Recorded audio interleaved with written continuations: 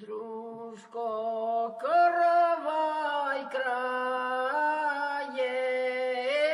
дружко, каравай крае.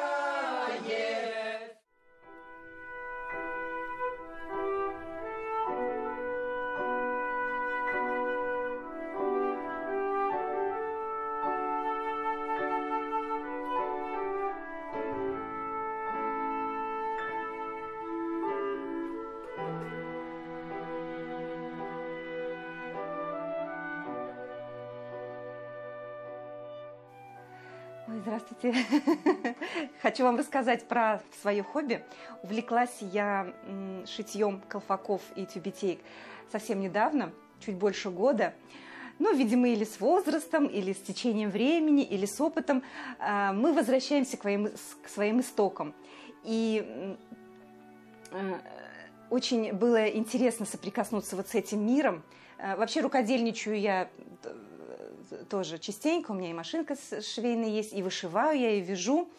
Вот. Но просто со своим нынешним занятием, в связи с тем, что я работаю в музее Сайдашева, немножко больше времени освободилось, и поэтому появилась возможность заниматься вот рукоделием и как-то воплощать себя вот в этом виде занятий.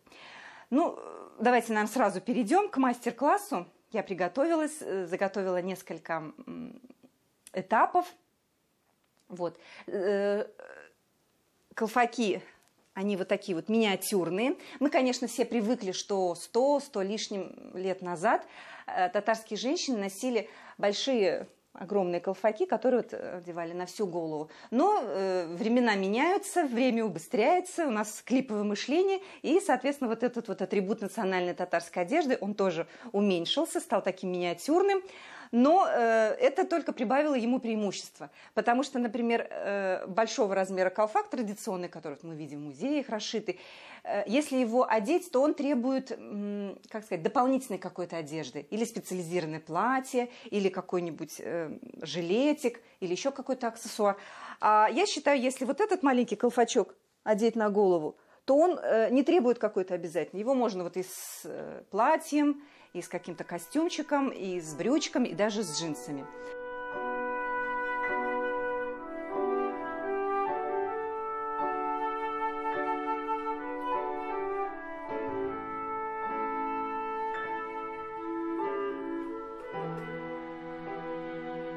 Традиционно колфаки татарские шьют, конечно же, из бархата. Это благородный материал, который свидетельствует о достатке, который присущ хозяйке.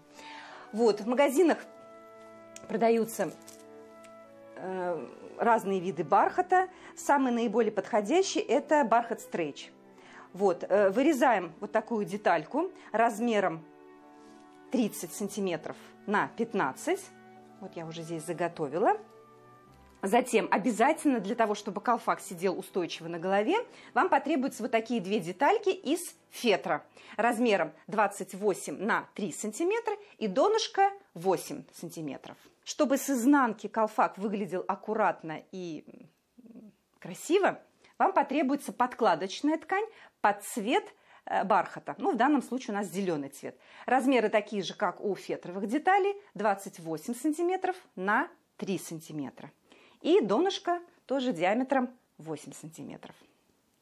Дальше вам обязательно понадобится украшение. В данном случае мы используем вот такие вот стразы. Они очень блестят, красиво и благородно выглядят. Но на вкус и цвет товарищей нет. Вы можете использовать и готовые вот такие вот термонаклейки серебряного, золотого цвета. Ну и, конечно, самый характерный элемент татарского колфака – это вот такие вот миниатюрные кисточки. И самый незаметный элемент колфака – это вот такие вот крокодильчики, так называемые. Вот. Потому что иногда возникает вопрос, как же колфак держится на голове. Вот как раз за счет этих заколочек он и держится.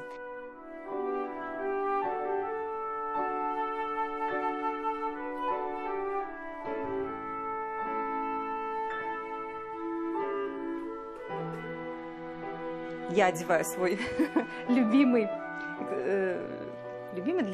который помогает мне в рукоделии. Итак, Все мы заготовили. Следующий этап. Берем бархатную деталь, складываем его вдвое и с обоих сторон прошиваем сверху и снизу. Можно на машинке, у кого есть швейная машинка, можно и вручную. Вот таким образом будет выглядеть прошитая деталь. Теперь фетр мы тоже соединяем. Можно вручную, можно тоже на машинке, кому как удобно. Но здесь как бы качество не важно, потому что эта деталь останется внутри. Ну и, конечно же, соединяем детальки подкладочного материала. Все. Следующий этап.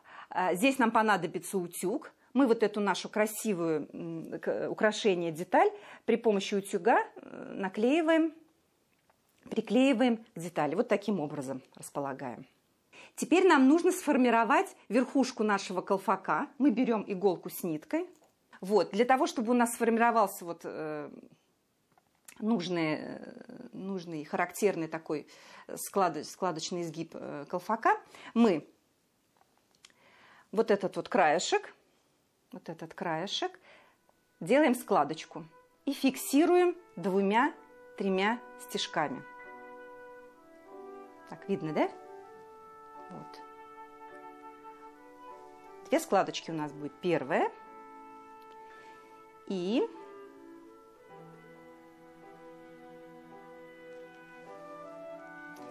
вот здесь делаем вторую складочку. Ну, где-то длиной сантиметр, наверное. Вот, вторая складочка.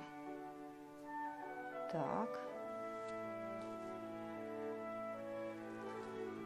Здесь я.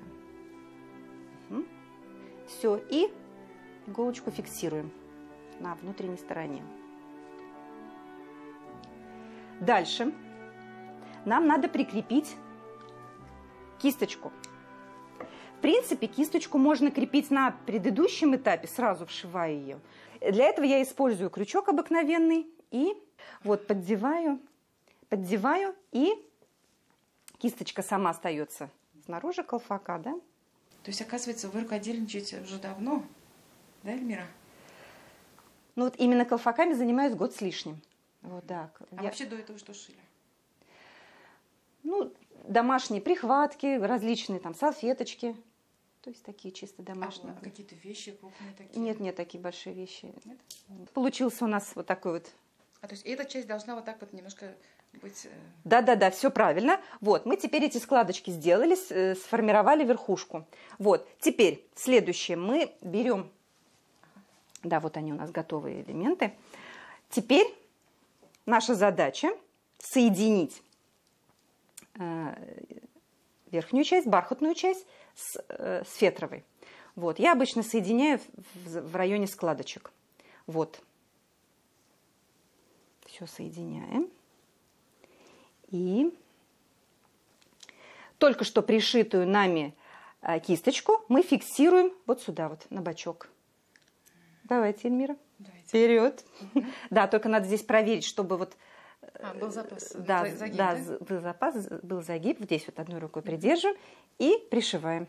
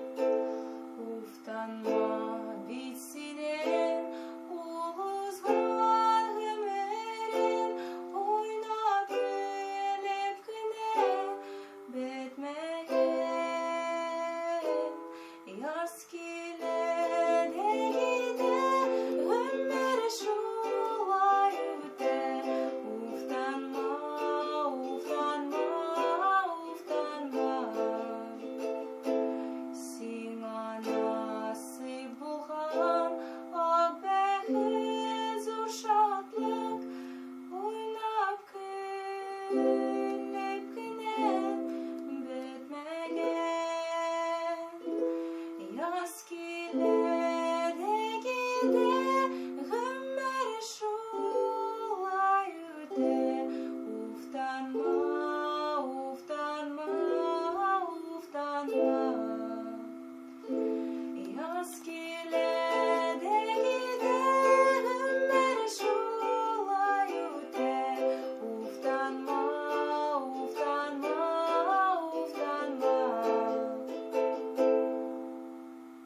Когда по сарафанному радио дошла информация, что набирают массовку, я думаю, ой, как интересно, надо попробовать. Вот, прошла кастинг. Там, оказывается, отбирали по размеру одежды. Слишком пухленьких и таких аппетитненьких не брали, потому что наша задача была, получается, да? Получается. Наша задача была изображать репрессированных. Они, естественно, все голодные должны быть, холодные, похудевшие. Вот. И я участвовала в нескольких эпизодах. Мы как-то пытались сосчитать. Да, около 10. Да, все хорошо, отлично. Теперь выводим на внутреннюю часть. И уже сам бархатный вот этот элемент пришиваем к основанию. В нескольких эпизодах самый запоминающийся был это, как мы танцевали кадриль перед клубом. Кадриль мы танцевали часа 4, наверное. С перерывами, конечно, на обед. Но после этих съемок я поняла, что труд артиста, труд киноартиста – это адский труд. Потому что держать это настроение, следить обязательно за тем, что у тебя и платок не съехал, и чтобы костюм был, чтобы и прядка там не выбилась. Очень было интересно. Но отношение к массовке было очень уважительным, так скажем, да. Потому что они сами говорили, что московская массовка, она такая капризная, там и обед подавай, и то подавай. А мы, казанские, местные, татарстанские, вот эти съемки танцок, как говорится, необычно.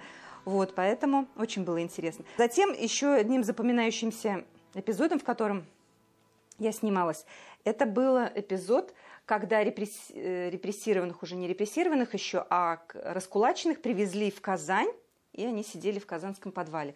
Здесь мы участвовали с сыном. Вот, тоже очень ценно.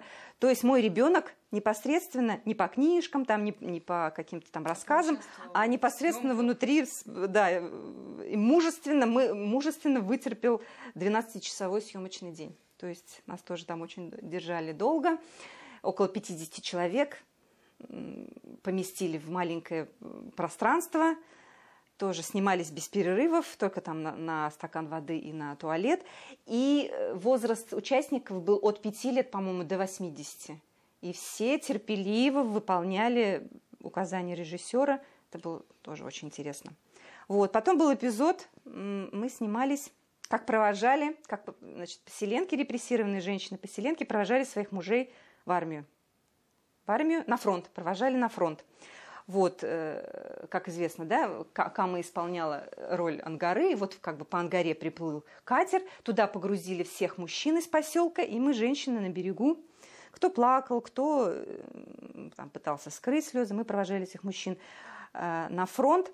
Была очень ветреная погода, и этот эпизод дался очень тяжело всем, потому что, да, оказаться вот в этой ситуации, то есть настолько это было... А вы знаете, я очень рада этой критике, самой разношерстной, самой, как говорится, разноголосной, потому что это свидетельствует о том, что фильм зацепил, что он как бы, да, встрепенул в людях самые-самые те мысли, те тонкие струны, то есть фильм задел, фильм оставил впечатление, и поэтому чем больше о нем говорят, тем лучше. Было бы намного хуже, если бы это все прошло равнодушно, холодно, вежливо. Никто его просто не смотрел. Да, никто бы его и не заметил. Это мирового уровня произведение, потому что сам-то роман был переведен на множество языков, да, и сразу же удостоился чести быть экранизирован. Нет, это, конечно, событие не сколько года, а десятилетия. Ну вот, почти у нас уже этот готов. Вот. И следующий этап, мы соединяем основной, значит, наш колфак с вот с этим вот элементом подкладочным. Да. Краешек крайне загибаем где-то на полмиллиметра и пришиваем к самому колфаку. Ну, что касается Салиха Сайдашева и моего увлечения, открою вам тайну, мама Салиха Сайдашева была очень известной в городе тем, что сама шила и вышивала колфаки. Вот. Может быть, оттуда и пошло ваше увлечение, да? ну, как сказать, это как знак, что ли, да? То есть, работая в музее, конечно же, надо быть досконально знать историю, биографию своего героя. Поэтому такой вот интересный факт из его биографии. Вот, Алла Берса. Мира, а сами вы вот какой национальности? Я сама чистая татарка. То есть у меня в роду нету ни с папиной, ни с маминой стороны смешанных нету кровей. Со стороны папы я, можно сказать, мишарка. Вот, Алькеевский район. Ну и характер, наверное, поэтому такой пробивной. Ну, не знаю, насколько уж он пробивной. Вот. А со стороны мамы я казанская татарка. Мама у меня уроженка Сабинского района.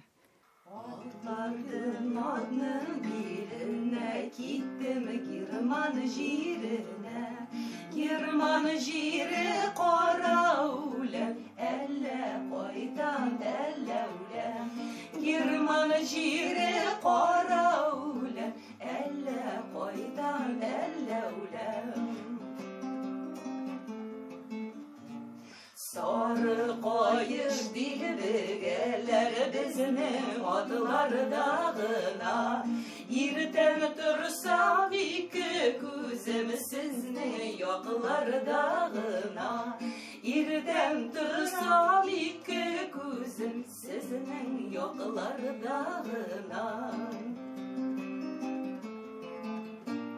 Kıyaşığa eğlenip Akbıdığa beylenip Şiğnü bilen sağ selamet Koytsağıydı eğlenip Şiğnü bilen sağ selamet Koytsağıydı eğlenip Büyük iken dağız Kuyu iken dağız Biz kitabız tuğanlarım Bəxilləşib qalığız Biz kitabız tuğanlarım Bəxilləşib qalığız Biz kitabız tuğanlarım Bəxilləşib qalığız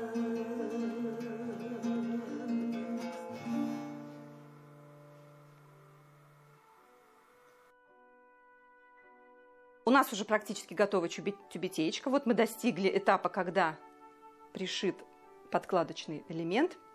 Завершающий финальный этап мы приклеим резиночки для того, чтобы за них цеплять крокодильчики и уже, чтобы колфак можно было одеть на голову, зацепив за волосы.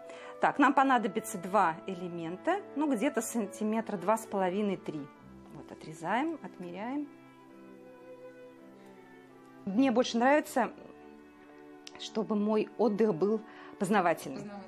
Вот. И я поняла, что в нашей России очень много мест, которые тоже заслуживают внимания и изучения. И вот в прошлом году я взяла путевку и отправилась на озеро Светлояр. Это Нижегородская, по-моему, область. Это то самое знаменитое озеро Светлояр, в который погрузился невидимый град Китиш. Помнишь, римский Корсаков еще есть. Вот тот самый город, жители которого, чтобы не попасться в руки татаро-монгольским завоевателям, ну, это легенда, конечно. Да, это легенда, опустился в тот самый озеро. Вот на этом месте я была, мне было очень интересно. Как раз это на Ивана Купала, то есть все эти обряды, вот эти христианские, да, русские народные, с венками, с купанием, пока я рассказываю, буду держать, с погружением, с обходом озера. И вот днем нас повели в музей местный. И там, значит, экскурсовод рассказывает, что вот в этой витрине у нас представлены костюмы народов Поволжья. Вот это русский, вот это татарский, вот это марийский. Перечисляет. Я, конечно же, ищу, где же наш татарский. Оказывается, нету. В том музее нету.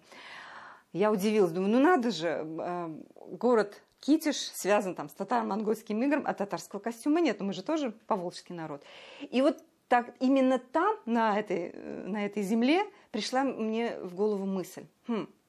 Надо научиться шить колфаки и со временем подарить этому музею элемент татарского национального женского костюма. Мы дождались, пока крепко приклеятся вот эти вот резиночки.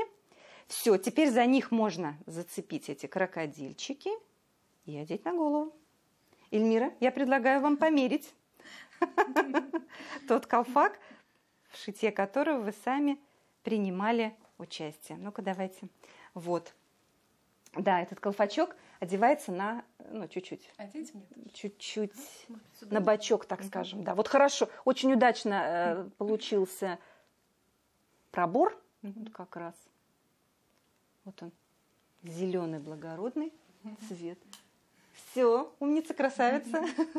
Это тюбетейка называется, то это колфак. Вот просто многие несколько неправильно называют.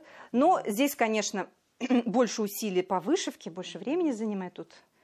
И фантазийность присутствует. С возрастом приходит вот это понимание, что надо возвращаться к своим истокам, что надо черпать вдохновение именно в народных вот промыслах, в фольклоре, да, вот, может быть, в рукодельном вот в этом искусстве. Потому что это основа, это наше вдохновение, это наша жизнь, и это импульс для того, чтобы жить и развиваться дальше. Вот. Для Казани глобализация, конечно, такое положительное значение имеет. Вот я, например, по роду своей деятельности, работая в музее, когда мы делали выставку с другими соседними нашими регионами, не очень соседними, из-за Урала привозили экспонаты, все, конечно, по-хорошему завидуют Казани, по-хорошему завидуют Татарстану, что мы здесь так дружно, богато живем. Вот. Поэтому это еще больше придает такой силы и импульсы, и вдохновения, чтобы самоидентифицироваться, как бы сохранить свою самобытность, вот, свои национальные особенности. Вот. Но это вот такой мой вклад в, так скажем, в сохранение национальных традиций.